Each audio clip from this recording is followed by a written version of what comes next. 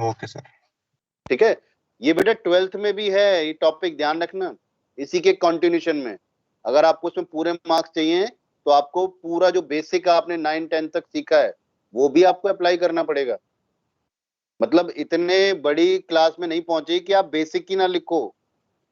Basic में आपका scale भी आता है, बट मैं स्केल को माइंड नहीं कर रहा, चलो कोई बात नहीं स्केल मत लिखो, लेकिन रेस्ट ऑफ द थिंग्स तो आपको लिखना है। और ये इक्वेशन किसकी है इसका नाम लिखो। बहुत बच्चों ने तो इसका नाम ही नहीं लिखा, ये इक्वेशन किसकी है। वो तो सीधा सीधा चैलेंज कर रहा है, सर अपने आप पहचान लो कौन सी लाइन है, मैंने तो खींच दी। ऐसी सिचुएशन मत दो बेटा, टीचर अपनी ये ज्यादा चैलेंज हार जाएगा, वो कट करेगा और 0 कर देगा। ठीक है ना, आप अपना नुकसान मत करो। जो प्रॉपर और जो चीजें रिक्वायर्ड है वो तो आपको मेंशन करनी ही पड़ेंगी। ठीक है, और रही बात जैसे बच्चों ने टेबल बनाया, तो आप ये सोचो कि आपको टेबल के नंबर मिलेंगे, ये टेबल के नंबर इसमें अपने आप में इंक्लूड है। अगर आपने लाइन साइड ड्रॉ की है तो इसमें टेबल भी इंक्लूड हो गया बेटा। सो ग्राफ की मार्किंग क्या है, half mark for each correct line. तो अगर सपोज करो ये डॉटेड लाइन है और आपने डार्क लाइन कर दी तो ये कट होगी। ये डार्क लाइन बना दिया आपने और जबकि ये डॉटेड लाइन है तो ये कट होगी।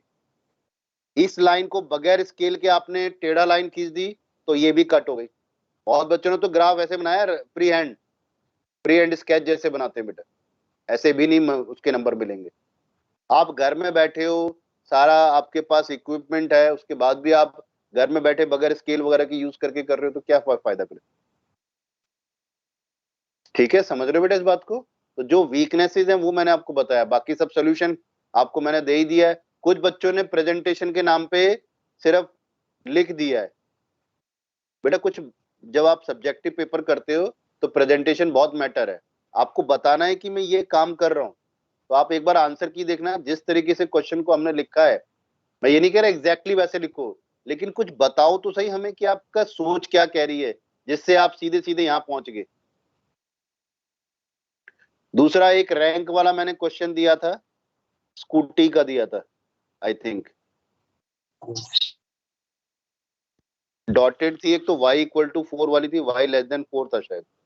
हाँ yes sir, y less than 4।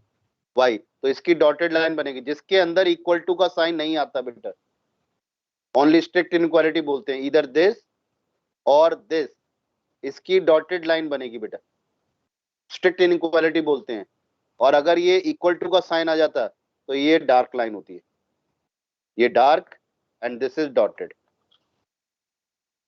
ठीक है ना, ध्यान रखना डॉटेड का डार्क बना दी तो मंच तो आपकी आवाज नहीं आ रही बेटा, सारे मार्क्स डिडक्ट हो जाएंगे बेटा वो उसके मार्क्स ही नहीं मिलेंगे। अगर हमने जो इक्वेशन उसमें इक्वल्स टू, सुनो सुनो मेरी बात, अगर ये लाइन मेरे इस ग्राफ में तो लाइन के भी मार्क्स है ना बेटा, अगर आप लाइन सही करेक्ट ड्रॉ कर रहे हो उसके भी मार्क्स हैं। अगर आप डार्क लाइन बना रहे हो तो डार्क लाइन, अगर आपका कोई इक्वेशन जैसे ये डार्क लाइन है तो डार्क लाइन पे जितने भी पॉइंट हैं वो इस इक्वेशन का सोल्यूशन है, इसका मतलब ये है। और अगर डॉटेड लाइन है तो डॉटेड लाइन का मतलब इस लाइन पे जो भी पॉइंट है वो इस इक्वेशन का सोल्यूशन नहीं है, ये मतलब होता है। तो आपने तो गलत कर दिया ना, अगर आपने डॉटेड में डार्क लाइन खींच दी तो इसका मतलब है आपने बताया है कि इसके जितने भी पॉइंट हैं वो इसके सोल्यूशन है, जबकि इसके सोल्यूशन है ही नहीं वो। ठीक है, तो स्ट्रिक्ट इनइक्वालिटी, रैंक वाले का आंसर 181 था। 181 था करेक्ट सर। हम सर मेरे भी 181 ही आ रहा था। सबका करेक्ट है, जिसका मैक्सिमम बच्चों का ये करेक्ट है, एक आध बच्चे ने गलती की है। देखो आपने मैंने हाँ जी एक सेकंड बेटा, स्कूटी वाले क्वेश्चन का आपने शॉर्टकट तरीके से करा है, मैंने उसके भी मार्क्स दे दिए हैं जिसने भी किया है, जिसने मतलब दिखाया है।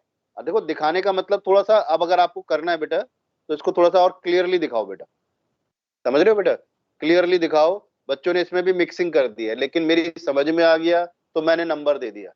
ठीक है, लेकिन अगर आप समझा नहीं पाए उस टीचर को तो आपके नंबर काट देगा बेटा। मैं वैसे आपसे कह रहा था कि ये बेसिकली ऑब्जेक्टिव अप्रोच का तरीका था जो मैंने बताया था, लेकिन मैंने सब्जेक्टिव तरीके से आपको बोला था।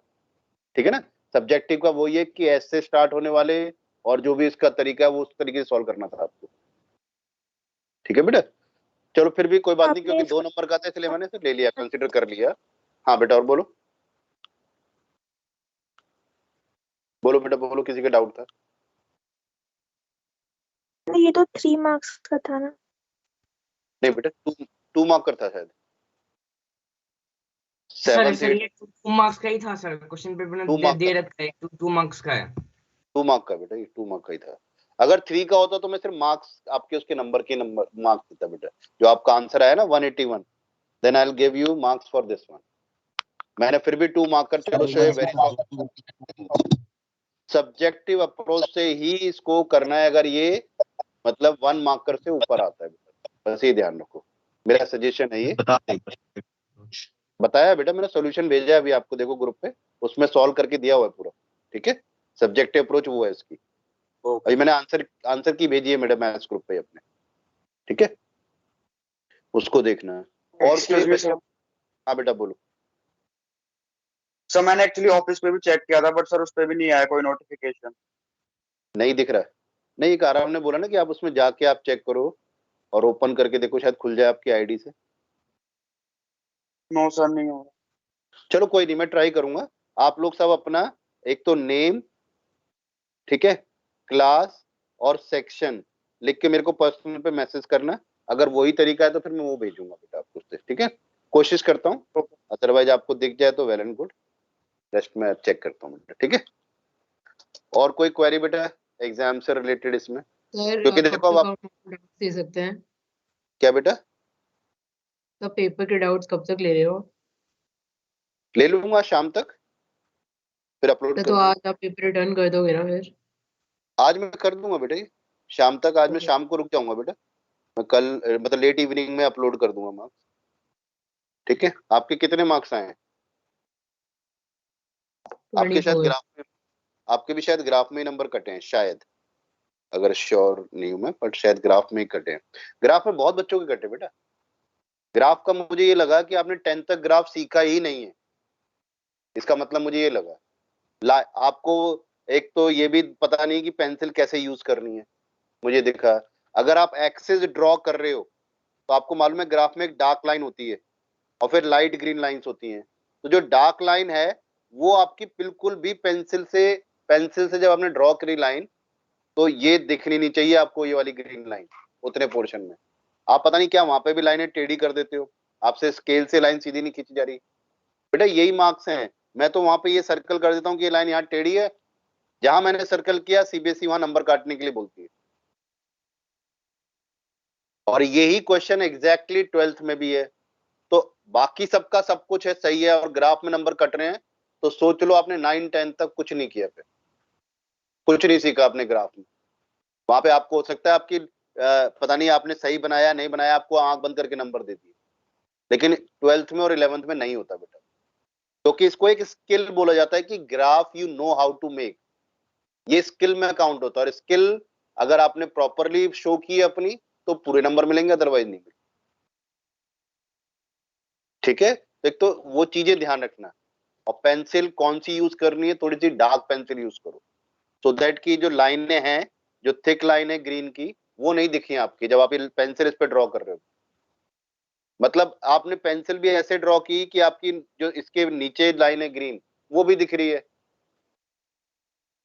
थोड़ा शार्पनेस होनी चाहिए, बोल्डनेस होनी चाहिए डायग्राम में आपके। ठीक है, और जो शेडेड पोर्शन होता है, आप याद करो मैंने उसको बोला है कि उसकी आउटलाइन को डार्क करोगे। जैसे डॉटेड लाइन है तो डॉटेड को ओवरराइट कर दो, उसके बाद ये डार्क लाइन है, ये डार्क लाइन है, ठीक है, और ये डॉटेड लाइन है, ऐसे करके तो ये डॉटेड, इनको डार्क करो जिससे मुझे दिख जाए कि ये मेरा फाइनल सोल्यूशन। यही 12th में बेटा, 12th में आप एक और चीज सीखोगे, after this common feasible region you have to solve question numerically also. तो 4 मार्कर तक तो ग्राफ है एंड 2 मार्क का दैट प्रोसेस, 6 मार्कर क्वेश्चन है बोर्ड में। अगर नेक्स्ट ईयर आपके टाइम तक नॉर्मल सिचुएशन हो गई तो ये 6 मार्क का क्वेश्चन ही आएगा ग्राफ वाला। ठीक है, तो ये ध्यान रखना इस चीज का। और कोई डाउट बेटा बोलो, एनी अदर डाउट एग्जाम से रिलेटेड ही? सर जो सर इस बार जो सर जो फाइनल होगा सर उसका क्वेश्चन पैटर्न क्या होगा? सेम जैसे ये था अभी PT2 था, यही आपका जो अभी PT2 में दिया वैसे ही आपका होगा। उसमें वो तो 35 मार्क्स का होगा ना? कितने का? सब टर्म 2 तो 35 मार्क्स का होगा। 40 35 मार्क का आपका फिजिक्स केमिस्ट्री कंप्यूटर होगा। इंग्लिश और मैथ्स आपका 40 का होगा, +10 इंटरनल होंगे। ठीक है, इंटरनल में आपको फिर बोल रहा हूँ बेटा, आप लोगों को मैंने अभी तक वर्कशीट बोली हुई है, और 2 और 3 में सिर्फ आपसे एक लैब मैनुअल में जो लैब की जो एक्टिविटीज है वो लिखवाऊंगा, वो मैं बता दूंगा। लेकिन जब तक जितने मैंने वर्कशीट दिए हैं आपको, वो आप कंप्लीट करके रखोगे, ध्यान रखना। इंटरनल में मार्क्स, हाँ जी, टर्म 2 वाले ओनली। यस बोलो। यस सर, टर्म 2 वाले ही करने हैं ना उसमें, बस टर्म 2 वाले कर।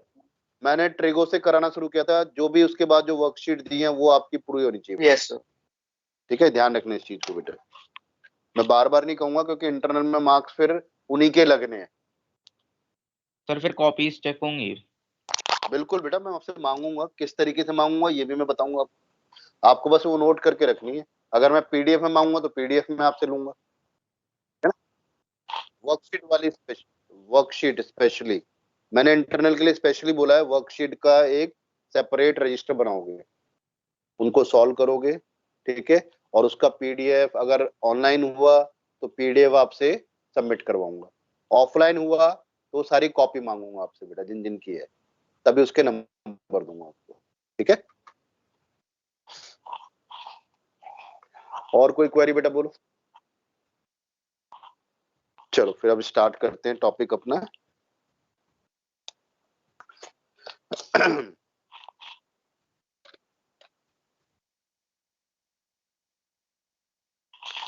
We were doing exercise 16.2.